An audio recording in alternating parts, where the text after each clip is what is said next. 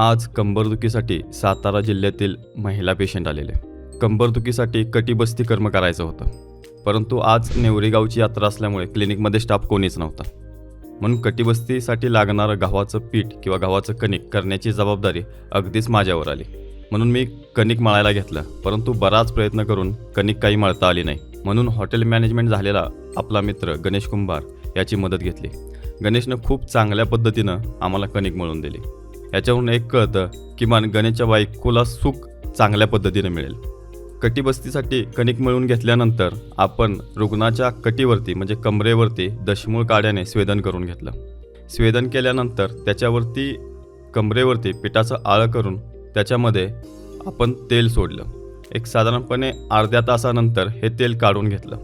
इलेक्ट्रोथेरपीचा एक भाग आपण याच रुग्णासाठी कमरेवरती करून घेतला. सोबतच याच पेशंटला आपण लेप लावून त्याच्यावरती कॉटन लावून दिलं, म्हणजे कापूस लावून दिला. मित्रांनो, कटिबस्ती हे अतिशय चांगलं कर्म कंबरदुखीच्या पेशंटसाठी आहे. याच रुग्णाची ही 6वी कटिबस्ती आहे आणि जवळपास 80% आराम या रुग्णाला मिळालेला आहे. साधारणपणे एका रुग्णासाठी आपण 8 कटिबस्ती करून घेतो आणि जवळपास 100% उपशय अशा रुग्णाला किंवा कंबरदुखीच्या रुग्णाला मिळतो.